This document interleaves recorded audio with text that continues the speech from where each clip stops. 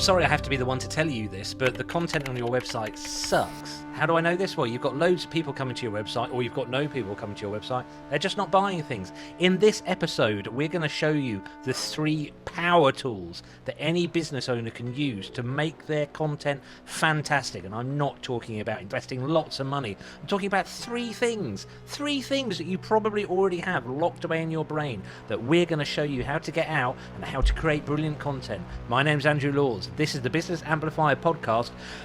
We take the distortion out of your marketing. So, I'm a business owner. I spent all this money on a website. It looks really pretty. The photos are beautiful. And I've got to pay a PR person to tell people about it. So, I haven't got any budget left for the words. I mean, the words are just filler, aren't they? How much trouble am I in? Quite a lot. Because you're spending a lot of money on your PR person, and you might be paying for Google Ads. You might be bringing people to your website for them to go, oh, I don't like this, and leaving straight away. Oh, but the pictures are lovely. So yes, why I'm would sure they the leave? pictures are lovely. But what you have to remember, of course, you're very naughty. What you have to remember, of course, is you do actually want people to engage with you. I think where people sometimes they feel they can skimp on the words, because what they have forgotten is that the purpose of a website, of any kind of written communication, is to take your visitor, your reader, on a journey. And pictures can only do so much. And I know it says pictures, paint 1,000 words and all of those kinds of things.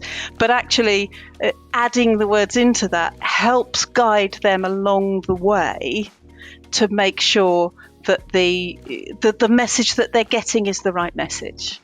So that's where it's worth thinking very carefully about the words that you use. And I mean, you pick up on the point of you might not have any budget. You can do it yourself. There's some key things that you need to have in mind. I run training courses and I run workshops for people as well, just guiding them through how to do this for themselves if they haven't got the budget. But then you have to factor in the time that it takes as well. So it's always that quality time triangle, cost quality time triangle. I'm going to break the fourth wall just for a minute. Dear listener, dear viewer, we do have some very good tips coming on later on. I've seen Kate speak at least a few times now, and it's the main reason I wanted to get you onto the podcast, is because there's some real value coming. But before we get into that, there's a few things I wanted to talk about that I've heard you mention before, and I've seen on your website, and I've seen in all your socials, and I'd like to sort of dig into it, because I think there could be a lot of value for the people listening and watching. Sure. And the first thing is, I know that you have a really good reputation for bringing clarity to content. Yeah. Can you unpack that a little bit for me, please? Yes, I think when it comes to clarity, it's about the sort of the starting point of that. And this is kind of top tip number 1, absolute top tip number 1. It's the first question I ask every client when I speak to them, when we're about to write something for them. Who is your audience? Who are you writing this for? I see, and particularly in websites, that what people get stuck with and what they forget, they're so busy talking about what they do that they're forgetting the person on the other end of it. I have an expression I use quite often, which is, don't we all over your website. So I see it so often. We do this, we do that, we do the other. And actually, at the point where someone has arrived at your website, they don't care. Oh, bringing the harsh truth. Yeah, they're coming and thinking, how can you help me? And you explaining how you've got, you're the gardening firm that's got the X345 lawnmower to do everybody's lawns. It doesn't matter to them. What they want is a picture of what their life will be like if you are with it, if you are in it. And I spend a lot of time with my clients getting really clear on the audience, and also accepting that there may be multiple audiences for different things and different services that they offer. So I have a client who is a coach and he is a speaker, and his speaker audience is corporate and his coaching audience is individuals.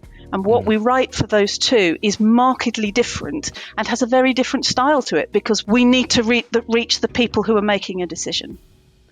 So clarity comes more than anything else from actually asking that question, who is this for?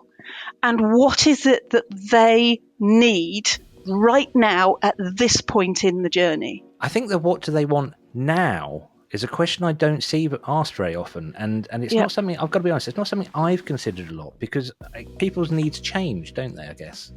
They do. And also where they are in their journey changes. So if you think about, let's say you're a small business owner and you're thinking, I wonder if I need SEO for my website, which is a topic you know quite a lot about. So they might go to the website and type in, who can help me manage my SEO? At that point, they're at a state of sort of open inquiry. They don't know what they want and they don't know what they don't know.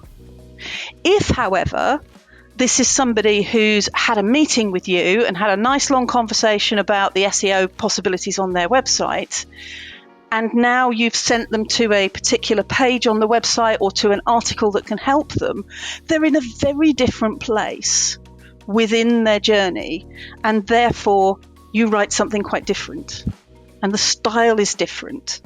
And this is why knowing who the customer is so important, but also thinking about their total journey. And a total customer journey, and this is very much a marketing thing. A total customer journey starts from the second they think they might need what you do to the point where they finish being your client for the last time. So you have to think right the way through that journey, not just to the point of, great, you're a customer, but also giving them a great experience so they keep being your customer, right the way through to the point at which they no longer need your services for one reason or another, which, if you're lucky, could be years. So you have to think about that entire journey rather than just getting them to a point where they've picked up the phone. It makes an awful lot of sense. I mean, one of the most worrying things I hear from people is when you ask them who their ideal client is, what's the market? They say, well, anyone can buy our product. Anyone, we can sell it to anyone. I always think, if you try and sell it to everyone, you're not going to sell it to anyone. This is one of the things people don't understand about the whole idea about ideal clients, whether you call it an ideal client or a target or an avatar or a niche. The purpose of having a niche is not to stop you selling it to everybody else.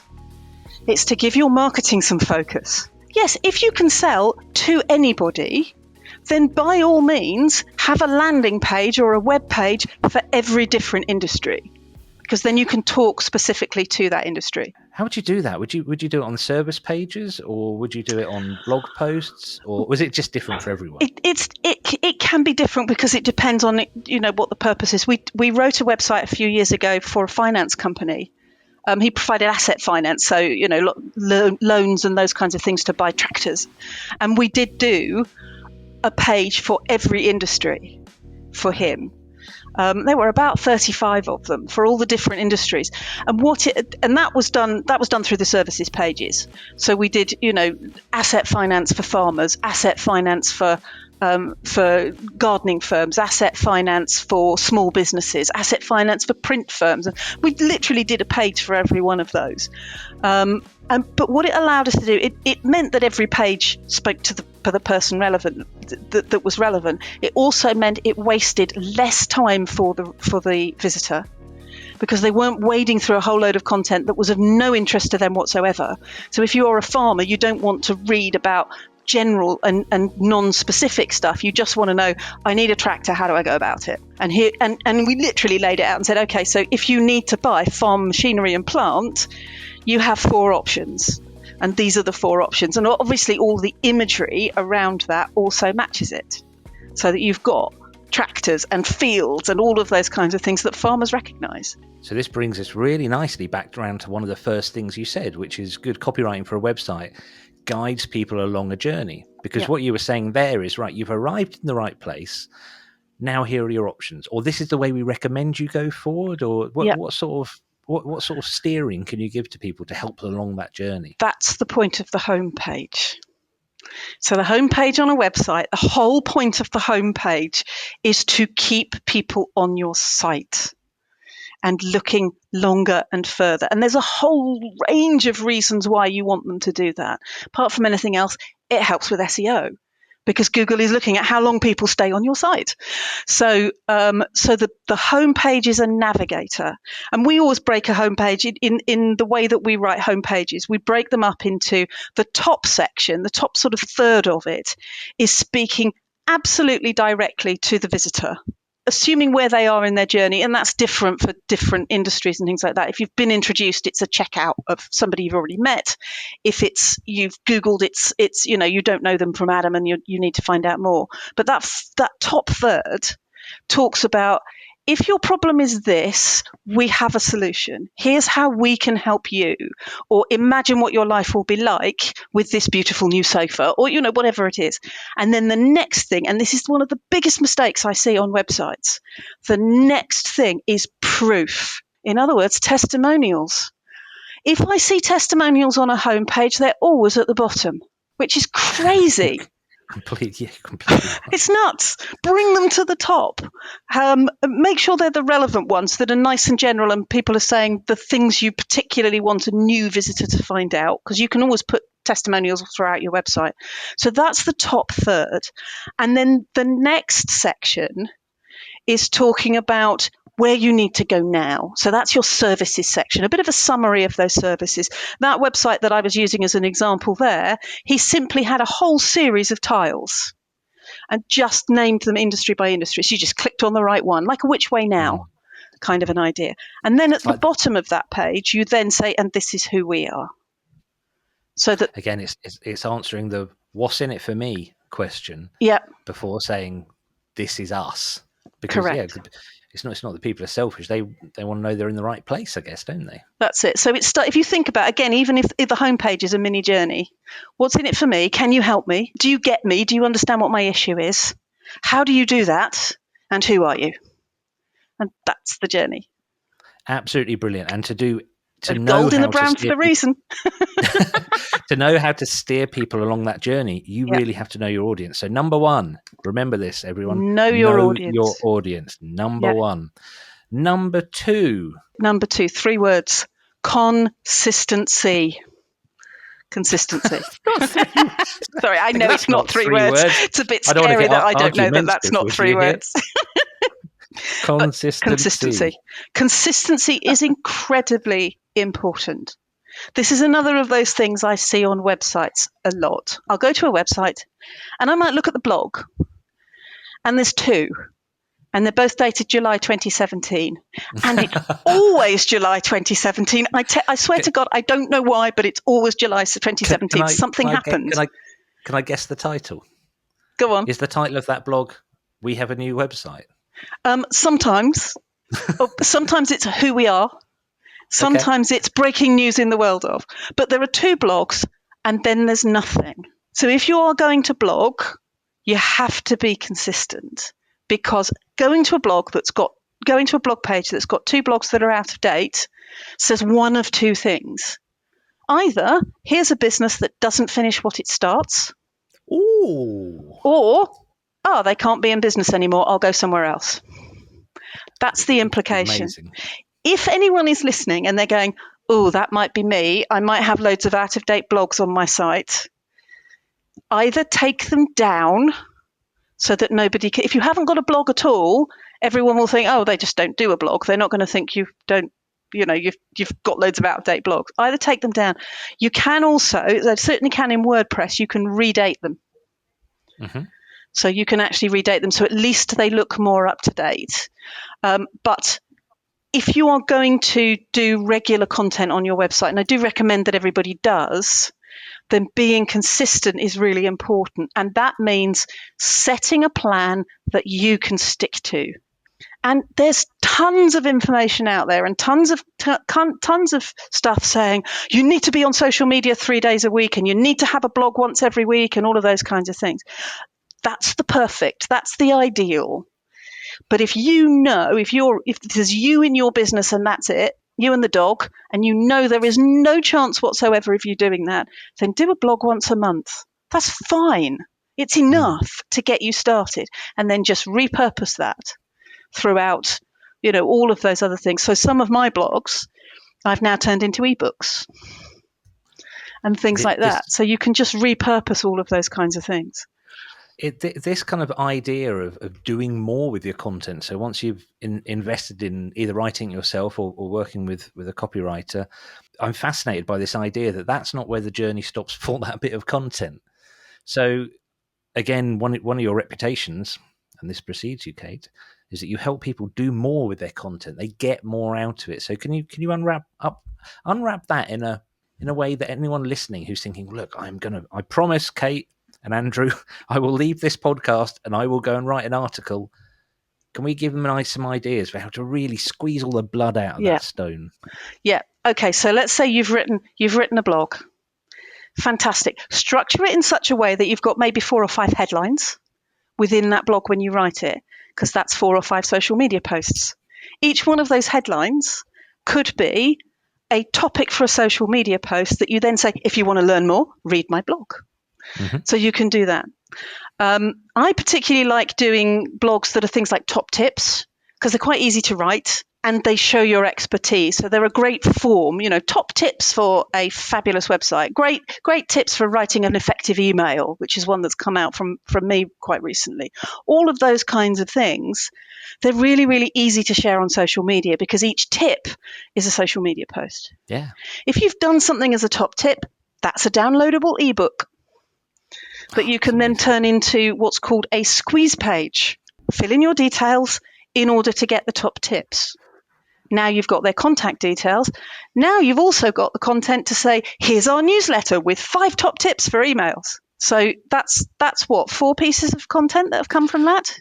That just shows the value. Writing a blog post is not about just chucking something onto your website. It's not just about that. It's all the other things it lets you do. Because you can then do a video from it. And a podcast. Or go networking and make it your 10-minute presentation. Or a 20-minute presentation somewhere, run a workshop on it. And suddenly this one idea has become a whole field of different things. You're coming up with so many ideas, I haven't been able to write them down. So I'm going to have to do this off the top of my head. If you've written a bit of content, use it for social posts. You can create ebooks. You can create podcasts. You can use it as a talk at networking. You can make videos. But you know what? I think that's enough. I think anyone listening to this, that should get the old grey matter going. You realize how valuable that time that you sit down to actually create content really is. Yeah. So number 1, we had know your audience. Number 2 is be consistent. Yeah. It doesn't have to be intense, just needs to be consistent. So on to number 3. Number 3, don't wait for it to be perfect. I know this is one of those things that there are certain people in the world who suffer really intensely from perfectionitis, where absolutely nothing can be done unless it's absolutely perfect. And I'm going to let you into a secret. Nothing is. Nature isn't perfect, so nothing else will be either. Again, this is one of those, particularly with new businesses setting up a website. I'll have a chat with them and they'll be saying, oh, well, I'm getting there. I've written the first 35 pages and now I'm just, I've got another 10 to do before I get the website launched. So once you've got one thing, one piece of content, one newsletter, one blog, one web page, publish it. Get something out there, because it's one of those things that if you wait until it's perfect, no one will ever know you're there. If you've got one web page or 2 web pages out there in the world, someone will know that you're there, and they might come back to you and say, it would be really nice if you've got some services pages to tell me what you do. But if you've just got a homepage, it's got enough to at least let them get in touch.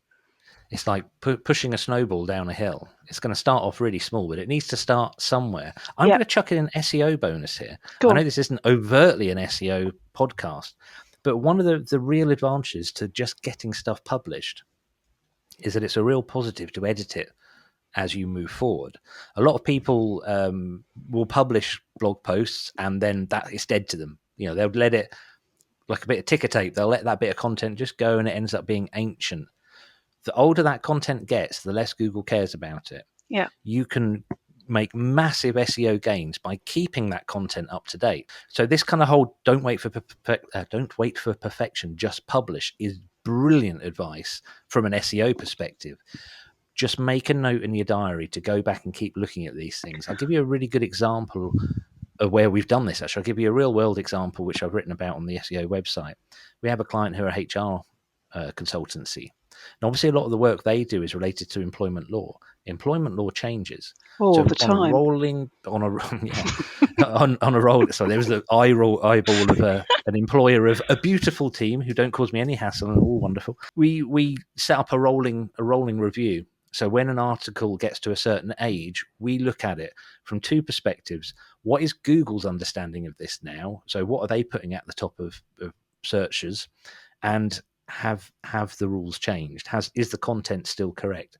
And that tactic makes such a massive difference. So Kate, absolutely celebrate. Don't wait for perfection. Get it out there.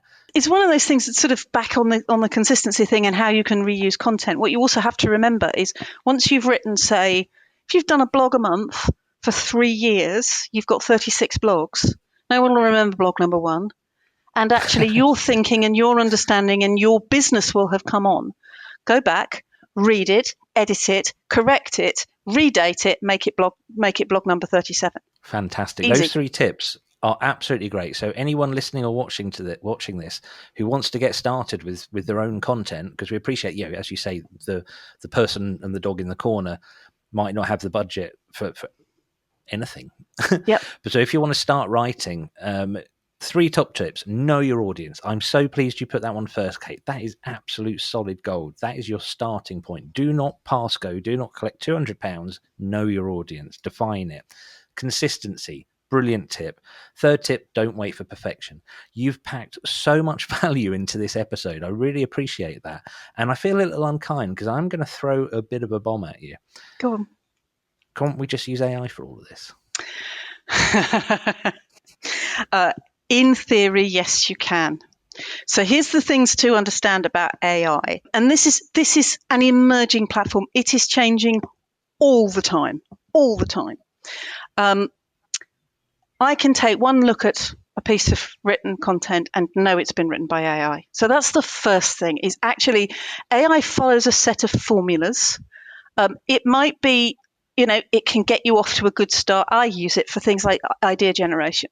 I work for certain clients who are in things like trades, and after 3 years working with them, there's only so much you can write about electricity. So, so you use it as a generator. What are 10 great topics that I can use if I'm an electrician who wants to appeal to a commercial audience? Something like that, and it's really, really good for things like giving you ideas. So the first thing is, but if you ask it, just write me a blog about, it will follow a formula.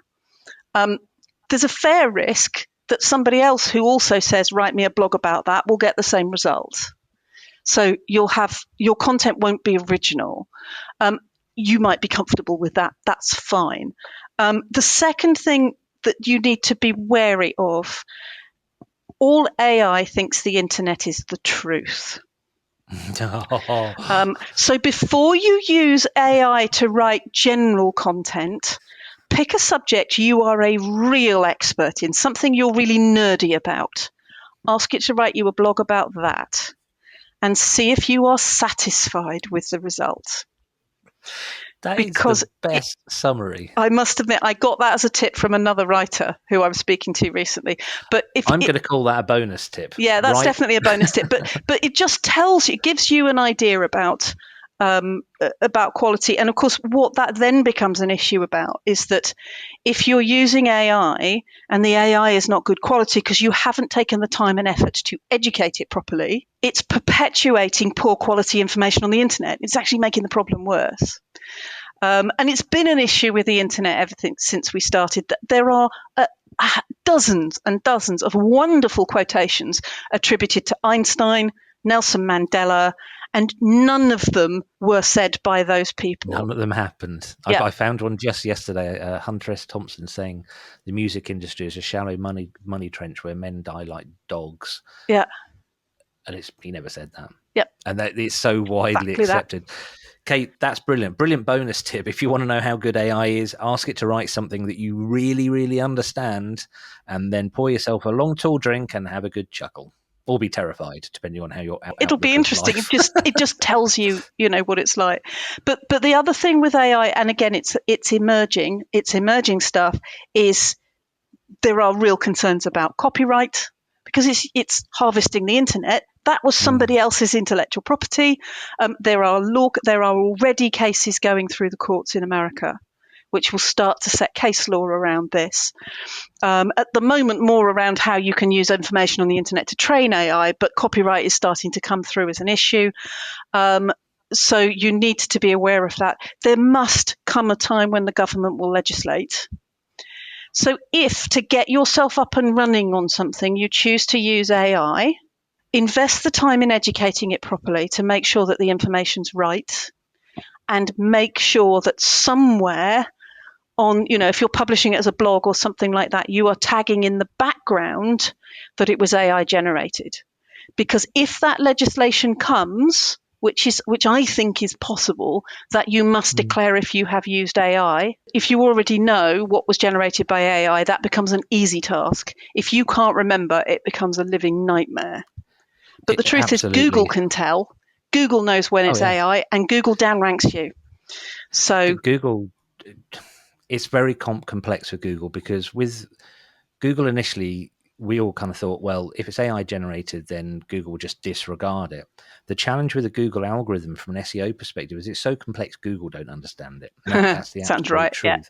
Yeah. So what they're now saying is, we don't care how it's generated. It's got to be helpful and original. Now, that's where the whole argument falls down for me, because something we both do public speaking. Something I constantly say when I'm speaking is, AI can't think; it can only regurgitate. Yeah. There's no thought process. There's no intelligence behind it. Yeah. It's got a bucket of stuff, and you're saying, give me beige coloured stuff, and it goes, I've got some, you go smush it together. So yeah, whether it's legislation or not, I think it all comes down to the fact that good copywriting, I'm not summarizing for you, okay, good copywriting is like good SEO. If you think you found an incredible shortcut, you're going to come unstuck. Yeah. It is helpful. That's the only thing I would say, is it's a helpful tool. Yeah. But it is a tool. It is not, never abdicate to it. That's brilliant. Okay, so you've packed so much into this half hour. This has been an absolutely brilliant episode. If somebody's head is spinning from listening to this, what's the one thing, once somebody's pressed stop and then like and subscribe, that you want them to go away remembering? Just start. Just make a start. Do you know, it doesn't, and you're right, I've thrown a whole load of stuff at people, and there's probably, well, I've got to do a blog, and I've got to do social media, and I've got to do a website, and I've got to, and actually, you know what, just do one thing. Do one thing, and do the thing that your heart is telling you to do, the thing that's exciting you first, whether that is to rewrite your homepage, whether that is to go and start blogging, whether that is to do an ebook and a squeeze page and an email funnel or a newsletter, whatever your heart is telling you, do first. Because you'll do it with excitement, you'll get some good results, and that's when you can build to do more. So just make that start, and it doesn't matter where you start. Well, thank you, Kate. How great was that? I know we focused on 3 power tools, 3 tips for making your content exceptionally powerful, but I've got a whole page of notes. So just for clarity, those 3 things were: know your audience, be consistent, and don't wait for perfection before publishing. Find out more about Kate in the links below. Thank you for watching. I hope this has been useful for you. If we've missed any content tips that you would like us to share, please write them in the contents. Right, the last thing I need to ask you to do is like, subscribe, and tell your mum.